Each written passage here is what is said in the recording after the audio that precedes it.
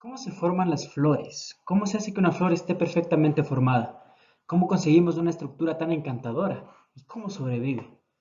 ¿Cómo se convirtió una planta o cómo una planta convirtió la energía de la luz a través de la fotosíntesis en azúcar? Vamos a responder estas preguntas a lo largo de esta parte en modo introductorio. Pero primero tenemos que entender de qué están hechas las plantas. Y todas las plantas están hechas de células. Entonces, así como los animales, las plantas parten de una sola célula llamada óvulo. En lo profundo de una flor o en lo profundo de todas las flores, una vez fertilizada por el polen, comienzan estas pequeñas células a dividirse innumerables veces, de tal manera que si miramos a una pequeña hoja o miramos a una pequeña estructura de la planta, sabremos que existen miles de células. Pero estas células no solo se dividen, también se diferencian. Lo que quiero decir con diferenciar es que cambian su tamaño, cambian su forma, cambian sus funciones. Entonces, al final, una célula de raíz es completamente diferente de una célula de flor. Una célula de pétalo es diferente que una célula de tallo. Pero todas surgieron del embrión original durante la embriogénesis. Entonces, si nosotros observamos esta planta madura, podemos dividirla en dos sistemas. Está la parte que está por encima del suelo, que es el sistema de brote, y la parte que está debajo de la tierra, que es el sistema de raíces. Estas son dos funciones diferentes. Las raíces funcionan tanto para estabilizar la planta como también para absorber agua y nutrientes del suelo, mientras que el sistema de brotes, que está sobre el suelo, hace la fotosíntesis y reúne la energía y al final produce flores y una próxima generación de semillas. Por lo que tienen en común todos estos órganos, tanto las flores como las hojas, las raíces, es que están formados por células y que todas estas células, como dije, provenían de una sola célula fertilizada. Entonces, para comprender la biología de las plantas, primero debemos comprender la biología de las células vegetales. Entonces, nosotros tenemos que mirar una planta a través de todos sus niveles de organización para comprender la jerarquía completa. Lo que es importante recordar es que a través de todos los niveles de la jerarquía tenemos una interacción muy cercana entre la estructura y la función. Por ejemplo, la estructura de una hoja generalmente es ancha y extendida para absorber una mayor cantidad de luz para la fotosíntesis. Tanto la célula animal como la vegetal se puede dividir en dos partes principales, el citoplasma y la membrana plasmática. La membrana plasmática es una especie de bolsa que envuelve al citoplasma soluble, que se encuentra en el interior de la célula. La membrana plasmática se encuentra formada por una membrana de fosfolípidos que se separa a dos fases solubles. Por ejemplo, cuando miramos una sopa, ¿ya? O un caldo de pollo que estamos haciendo y vemos que hay una capita de grasa flotando en la parte superior. Esa capa de grasa es una membrana de fosfolípidos. Entonces, esta membrana de fosfolípidos contiene básicamente dos partes. Hay una parte de fósforo que mira hacia el agua, que es hidrofila, absorbe agua y se combina con el agua. Y hay un núcleo graso aceitoso que se llama hidrofóbico. Y este, en cambio, repele el agua. Cuando estas moléculas se asocian, forman una membrana que se separa la parte soluble de la parte insoluble. Las membranas no se forman solo de fosfolípidos, también contienen proteínas y otras moléculas. Por ejemplo, tenemos proteínas, como aquí vemos en la imagen, proteínas que pueden atravesar la membrana, conectando tanto el lado externo como el interno, la parte exterior de la célula con la parte interior del citoplasma. También podrían haber proteínas que solo estén unidas en una parte, ¿no? Que solo estén unidas a una parte de la membrana. Tenemos este tipo de proteínas, ya sea una parte interna o una parte externa de la membrana, o podría haber proteínas que estén unidas a un lado y penetren ligeramente la membrana. Todas estas proteínas tienen diferentes funciones, dependiendo de cuál sea la función de la célula y dentro de la membrana. Estas proteínas pueden moverse de un lado al otro, incluso pueden migrar de un lado de la célula a otro lado de la célula, dependiendo su función. Tanto las células animales como las vegetales también contienen otros organelos. Existen diversos organelos que tienen en común las células animales con las vegetales, pero las células vegetales contienen tres organelos adicionales que no se encuentran en las células animales. El primero de ellos es la pared celular. Todas las células vegetales están limitadas por una pared celular muy rígida que encierra la célula vegetal. Entonces, si observamos la membrana celular y el citoplasma juntos, podemos definir esto como un protoplasto. Entonces, una célula vegetal es la pared celular junto con el protoplasto. Además, las células vegetales contienen un organelo llamado plástido, el más familiar de los cuales es el cloroplasto, que lleva a cabo la fotosíntesis.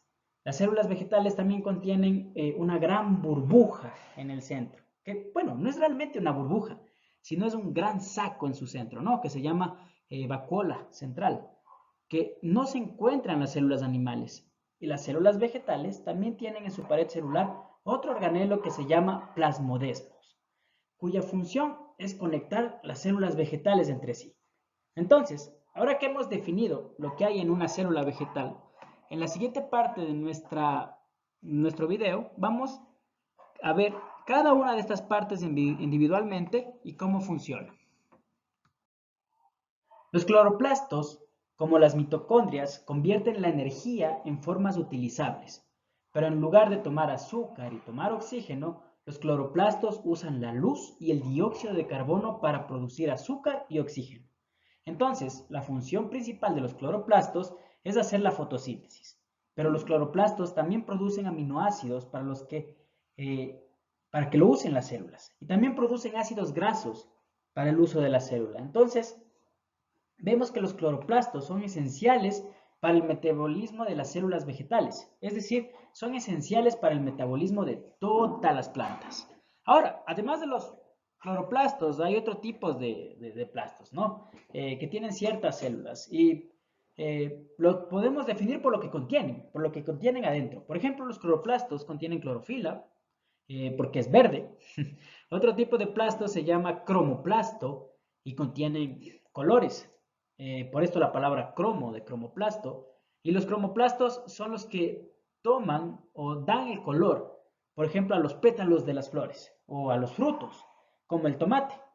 Por ejemplo, estos no realizan fotosíntesis, sino que contienen altas cantidades, por carotenoides. En los tomates podemos ver una gran cantidad de carotenoides que le dan este color característico. Las raíces también contienen plástidos, pero no contienen cloroplastos. Las raíces no son verdes. El tipo de plástidos que se encuentran en las raíces se denominan amiloplastos. Y los amiloplastos acumulan almidón. ¿Por qué? ¿Y para qué? ¿Por qué acumularían almidón? Bueno, el almidón es un tipo de azúcar y luego pueden tomar este azúcar y convertirlo nuevamente en energía, ¿no es cierto? Entonces, un cloroplasto en realidad puede fluir, se mueven, se mueven dentro de la célula de acuerdo con el entorno de la luz. Sabemos que los cloroplastos en las células que se encuentran en un ambiente con poca luz intentan posicionarse en la parte superior de la célula para obtener más energía para la fotosíntesis.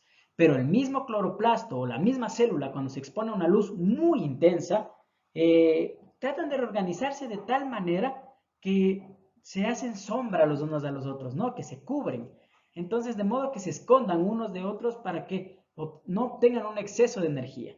Entonces, a partir de esto, entendemos que realmente hay una interacción entre el individuo, en este lugar el cloroplasto sería, ¿no? Y su entorno, que es la célula.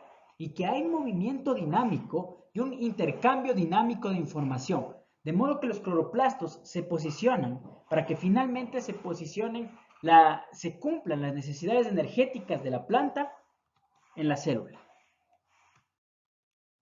Y tenemos las paredes celulares. El algodón es una pared celular, la madera es una pared celular, el papel está hecho de paredes celulares, ¿no es cierto? Las paredes celulares proporcionan la protección para la célula. mantienen el medio ambiente afuera y el citoplasma adentro. Este ayuda a la planta a mantener su forma. En realidad, la forma completa de una planta está determinada por las paredes celulares. También previene la absorción excesiva de agua. La planta está rodeada de demasiada agua. Y la pared celular no es solo una barrera así pasiva, ¿no? También es activa, ya que contiene enzimas que afectan el metabolismo de la planta.